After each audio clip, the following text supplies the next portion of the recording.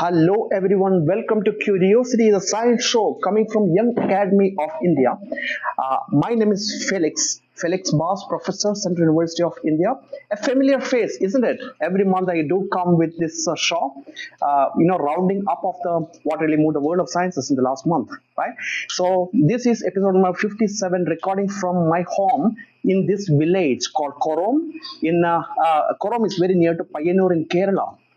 As you can see that you can listen to the sound of rain. It's monsoon time here. The June and July is full of monsoon, right?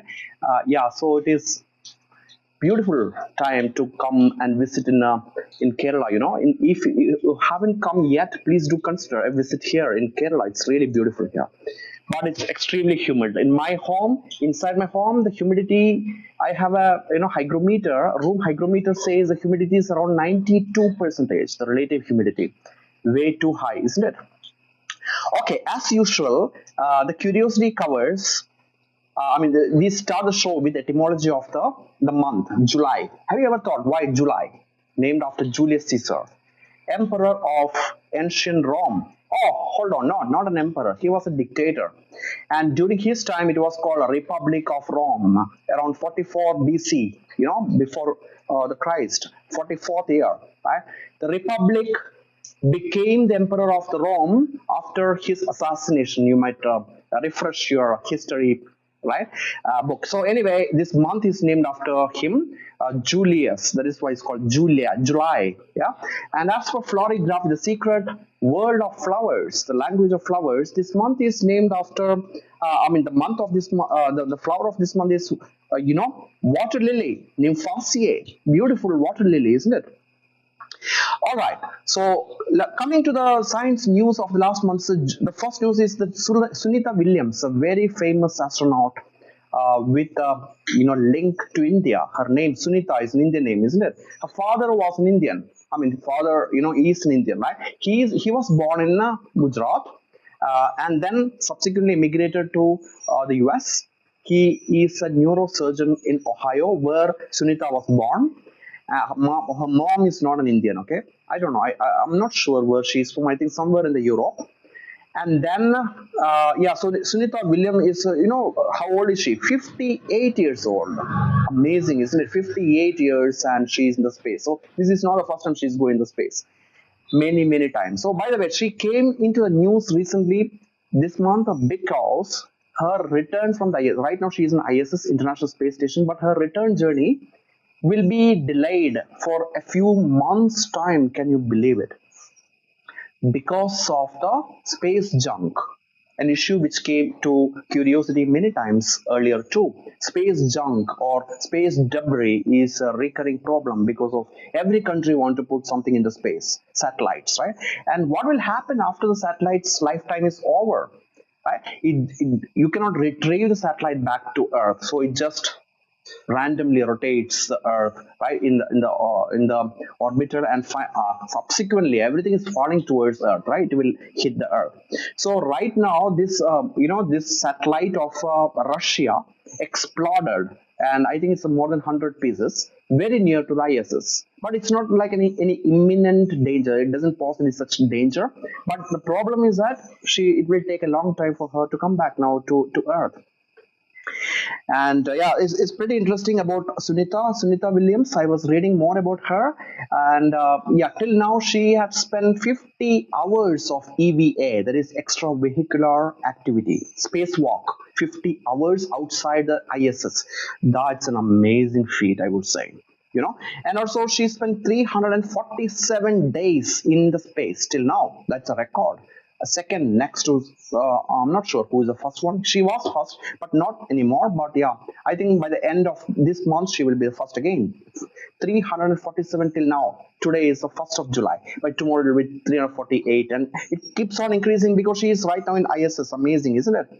Second one is again about the space. Yeah, if you have been to space, it has an impact on your kidney. That is, this paper is about. So my mom unfortunately got detected with some kidney disease, parenchymatic disorder, and so it's a kidney failure grade 1. She's fine now, right now. Yeah, this particular paper, which I read with a lot of interest, is about the intergalactic travel and also galactic cloud, right? Even in terrestrial travel, like from here to Moon or here to Mars, will have impact on it because the galactic radiation permanently damages the human kidney. That's an alarming story. So we really need to find ways how to stop this from happening, right? Third story, study suggests that every elephant has its own name. Can you believe it? Elephants are very well known family animal, and they have a very intricate social structure. You know, they move in family, as you might know. The new paper, the animal behaviors have found, what they found is that every elephant has its own frequency of the trunk sound. You know, like one elephant calling each other elephant with its own frequency when they make the sound. That's amazing. So everyone has its own name, just like human society, isn't it? Very interesting. Next story coming again about the space. ISRO is now planning to launch one of its massive satellite called GSAT-20, but not from the ISRO Sriharikota and other rocket launching stations, but from the most powerful rocket till date. It's called Falcon 9 of the SpaceX, Elon Musk. Elon Musk is also now planning to go to Mars, isn't it? He wants to end his life in Mars. He said so many times. So yeah, so the point is that is he going to have kidney issue before reaching Mars? No, last paper we were discussing. So yeah, this one we are looking forward for this launch, going to happen in the month of August. Next, Texas abortion ban. You see that in the US, abortion is now banned, right? Now, what are the repercussions of abortion ban? This new paper argues that after the ban, the abortion ban is implemented in only one state. The paper is only about the Texas. 12.9% higher. That is a substantial increase in infant and newborn death. So abortion ban leads to stillbirth and also the birth of the infants, the babies with genetic malfunctions or malformations, right? So that is going to be a very, very important repercussion. So we really have to think about not just the immediate actions, the reactions of our actions, but also second order and third order thinking, isn't it? That is a part of the critical thinking. Yeah, so we really have to be cautious about the actions on and consequences of our actions, not just the first, but second, third, and fourth, and so on and so forth. Next story, a study suggests that using body roundness index may be more appropriate than BMI. BMI, we all know, body mass index, which is a function of your height and your weight, right? BMI. But now this paper is saying that body roundness index, BRI, is about your belly, how big your belly fat is, the beer belly is, right? Tummy is. That is a better predictor of your all-cause mortality and longevity, how long you live. So this is a very interesting paper which I read. Next story is about microplastics, a topic which comes almost in every single episode of the Curiosity. Last episode we covered the microplastics has been detected in testicles of human beings and dogs. Every single testis had microplastics, and the microplastics will have impact on their ED, the erectile dysfunction. It's associated, right? Now the new paper is about semen, human semen samples. Every single semen had microplastic. And which are these microplastics? Polystyrene, polyethylene, polyvinyl chloride, PVC. Can you believe? One of the very nasty, very dangerous chemical. All these chemicals have been found in the human semen samples. That is very alarming. We really need to curtail the microplastic problem, right? One of the easiest solution, which highlighted in earlier episode of the Curiosity, is boiling. If you simply boil the water and then consume, most of the microplastics, you can get rid of it. Simple practice. I really like this kind of simple solution. Next story is about the ethics and morality. When did it originate in our evolutionary history? Many people thought that it originated along with the religion. Religion came in existence around 2000 years back, right? Before 2000 years, nothing, no religion. 2 or 3,000 years back, nothing before that, right? But Neanderthal is even before Homo sapiens originated, isn't it? Or contemporary to the Homo sapiens, we still don't know. The paper is about a child. They did this paleontologists worked on, anthropologists worked on the fossils of the Neanderthal child, and they found that the child lived up to the age of 6 with Down syndrome. Can you believe it? A child having Down syndrome getting such an amazing parental care. That shows about the humanitarian spirit, philanthropic spirit, morality and ethics of that society very well before human beings originated. That's amazing. By the way, you can just check out the show notes for all the links to the original papers. I spent considerable time on developing this kind of stories. It's completely a voluntary work. The channel is completely without any monetary benefits. There's no ads running in it. So please do share it with whoever is interested to stay abrupt with the world of sciences. It's all about the curiosity, isn't it? It's not just for the students, but also for professors like you and me, or scientists, or all kinds of professionals, or retired senior citizens. Oh, why not? Or a kid in school. Everyone can follow this show, isn't it? It's super simple.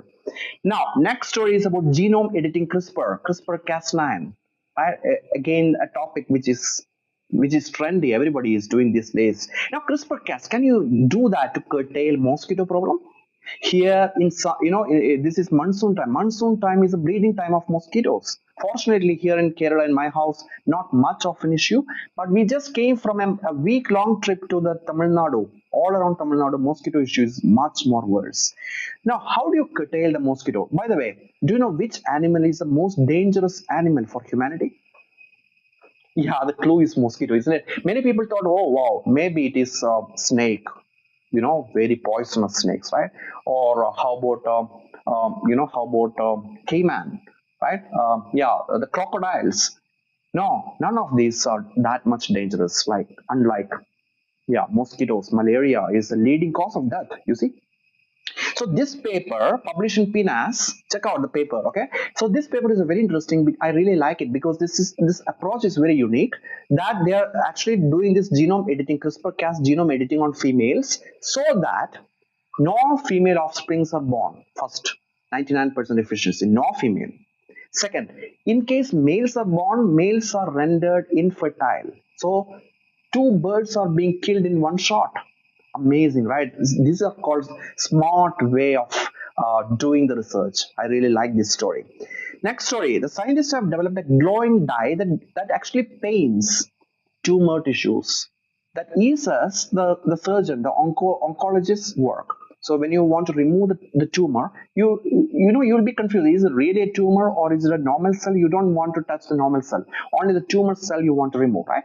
So this particular dye, you see, it's a glowing dye. It's basically a protein. You see the fluorescent protein, right? That binds to the cancerous cells alone, so that real-time its removal is easier. Very interesting. Next story is about hate speech. Everywhere in the internet you can see the hate speech, but how can you actually curtail it? How can you censor it? How can you get rid of it? Only option is a human being have to watch it for a long time, and that itself is it's a punishment to the human being, right? Their stress level increases, the human volunteers. If you are watching every single YouTube video for any clues on the hate speech, right? Such thousands of human hours are being wasted. It's a punishment. Now the AI is come to the rescue. It saves human from detecting the hate speech. That is a very interesting story. I really like it. It's not, there is no emotional toll if the AI is taking over, right? Such task AI is excellent. Now next story is that animal homosexual behavior in the animals are widely underreported by the scientists because of the religious connotations and perceived ethics of the paper. So whenever you want to write about homosexuality, scientists are kind of double-minded. Should I write about it? Should I be faithful to the science, or should I be politically right? So that is the issue now here. No? So yeah, so many such papers have been underreported. That means that even though scientists want to say something, it is he or she knows very well, but didn't publish the finding. That is pretty interesting. Next, sedentary coffee drinkers. So it's about the coffee. So the coffee drinkers can be active or sedentary. Sedentary lifestyle itself is bad, but those people who also drink coffee, sedentary people drinking coffee have 24% lower risk of mortality compared with sedentary non-coffee drinkers. So the entire experiment was done on sedentary people, coffee drinkers versus non-coffee drinkers. So 24% lower risk of all-cause mortality. Another reason to sip coffee. Very interesting, isn't it? Next story. Both men and women work more hours when partnered with a female rather than a male. So if you have a female coworker, a women coworker, you tend to be much more working longer. So that doesn't mean that it is more creative or it actually became more productive, but the paper is only looking how long you work. It's not about the sexuality, but both male and men and women work longer partnered with a female partner. Very interesting. I really like this story. Next is about UBI, Universal Basic Income. Everybody earns some money. It's an economic policy, isn't it? Government, some countries do have, like Finland. Many counties of the Finland already have this UBI in existence for a long time. Everybody, no matter you're rich or poor, the government pays some money to you. Universal basic income. Now, this new paper argues that UBI can double the global GDP, global domestic product, right? So GDP can double, you see, and reduce the carbon emissions if this UBI is implemented throughout the world. That is pretty interesting. So it's not that GDP increased, but emissions are reduced too. That is amazing, right? Usually whenever the GDP is increased, that means that government is putting more money on infrastructure and industries, then that leads to higher emission. But here it is reverse. That is pretty interesting about the UBI, a topic which came often in Curiosity too. Next story is about walking. Walking 3 times a week can help with the lower backache. That is what the paper. But anyway, this practice has been continuing in the clinics throughout the world. But now the paper argues that it has to be generic for everyone having chronic lower backache. Go for walks 3 times a week. And what is this walk is about? Is it a long walk, 1 hour, 2 hour? No, you don't really need. Each time you go 3 times a week, right? Each of the walks should be at least for 15 minutes uninterrupted times 3. 15 minutes, then take a break. 15 minutes, take a break. Another 15 minutes, and that's it. 3 days a week. Amazing, right? Next story. Super thin night vision film on the existing goggle. It's not about night vision goggle, which is available in the market now, right? Online, you can simply buy it, especially for if you're a bird watcher or a wildlife enthusiast going to the forest. It's better to have a night vision goggle. You can spot the animals in the night, or security guard, right? So now it is not even a goggle, it's just a very super thin film. So the light path has reduced drastically. That is really amazing. It's just 1 gram. Right? Just fix that film on top of your whatever the sunglass that you use to instantly make it night vision. I'm looking forward to it. I will definitely buy it.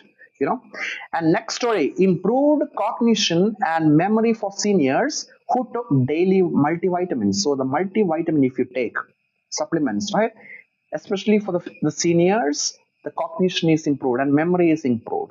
Another story is that general public, it's a massive study, around 40,000 people. Daily multivitamin do not increase the longevity. But the problem with that paper is that the multivitamin, those who are taking multivitamin, there are a lot of confounding variables. Like for example, I do take multivitamin, but I also do exercise. I eat clean. I don't smoke. So many things are coming all together. Those people who are taking multivitamin. So added advantage could be minimal. Right? So that is another paper. All the papers on the show notes. Please do check it out. 19th story. Children sedentary for more than 6 hours during the waking time. So waking time of the children can vary. Let us say that children wakes up for 8 hours. The infants, I'm saying about the infants, no? 8 hours and the rest they're sleeping. Now inside this 8 hours, if 6 hours are sedentary, and those children later when they become young adult, chances of liver disease, that is fatty liver disease and cirrhosis, is very high. That is this paper. So time to check the sedentary behavior of the children properly. Observe your kids, right? In case they are sedentary, take measures to get that behaviors out, right? Rectify those behavior. Next story is about AI camera, right? Here in Kerala, right? The government has installed, thousands of AI camera everywhere. So speeding, it's, it's impossible. In case you're sped, one of my good friend got a ticket around 7,500. Yesterday he was telling, we spent time in Kauai. So yeah, AI camera is now everywhere. It can detect those who are not wearing a seatbelt or whatnot, right? But it's not just that. Now this new AI camera algorithms can even predict those people who are drunk. Just by looking at the facial expressions, you can actually see that the person is drunk or not. So that you can confirm that finding by blow, the alcohol detector. You just have to blow onto it. So this is a pretty interesting paper which I read last month. It's a new AI camera algorithm. Now, on the next story, women perform better in cognitive test during menstruating days. Very interesting. I really like this kind of curiosity, curiosity inspiring new papers being published month after month, right? Day after day, isn't it? So yeah, during the menstruating days, the cognitive tests, right? Like if you want to go for an academic test or an IQ test, right? So yeah, performance is better in those days. That's very interesting. And final story of this week is about the wildfires. Last episode also we covered, right, the wildfires in India, right, especially in Uttarakhand and Nilgiris. We spent remarkable 2 days in Nilgiris with my amma, my mother. We just came back yesterday here. Okay, so this is about Canada's wildfire. Very drastic wildfire happened, nasty wildfire, no, enormous in 2023. How much carbon is being burned? So the paper, now they actually they made a comparison of the CO2 emission of during the wildfire with, well, the paper, I was reading the paper, it made a several comparisons. One of the comparisons about our country, India. India's total carbon emission in 2023 was less than carbon dioxide emission because of the Canada's 2023 wildfire alone.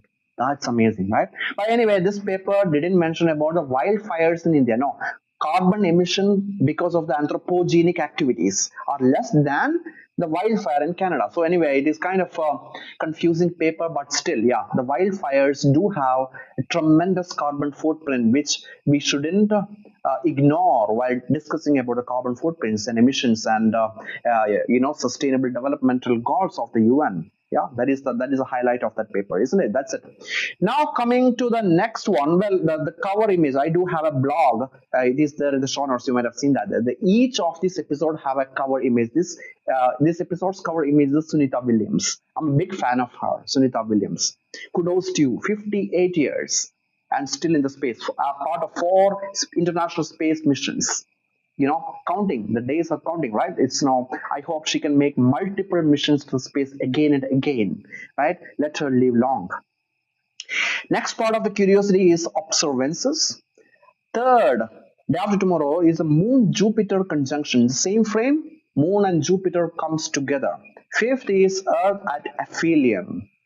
Aphelion is the furthest away, the point of the Earth's revolution or orbital around the sun, our star. The point of the closeness is called perihelion. That happens somewhere in January. Very close, right? But it is really cold. January for the northern hemisphere is very cold time, right? But it is ironically we are very close to the sun.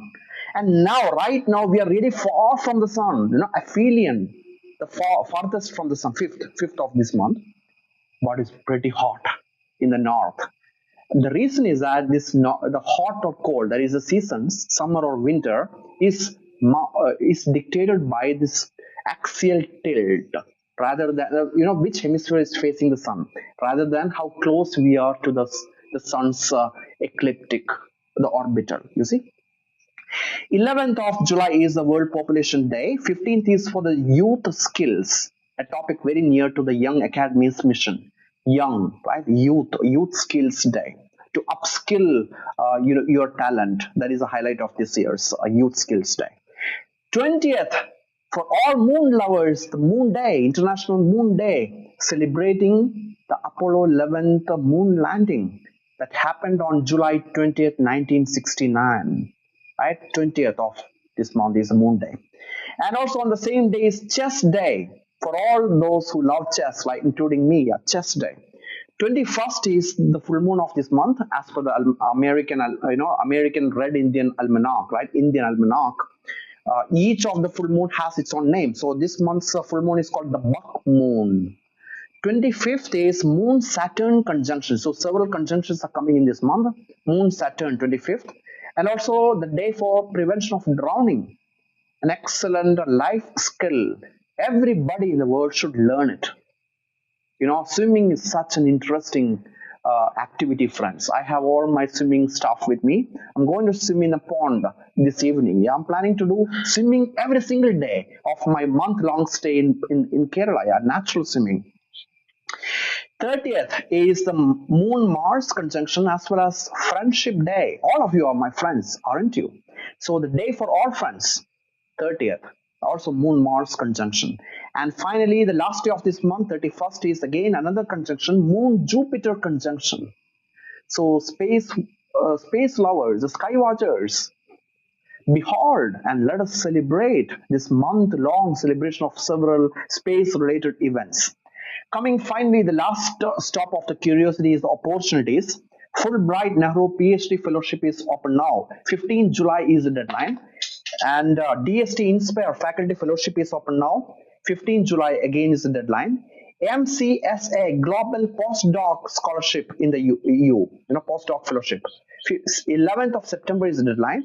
And please to apply for 2024 Visiting Scholar Scheme of the Scientific Committee on, Antarctic Research, SCAR.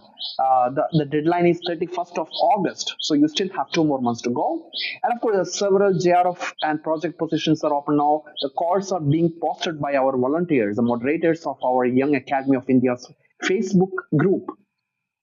So link to the group is also available in the show notes. So enjoy the month-long celebration of human ingenuity and curiosity, friends. I wish you very, very best in the month of July.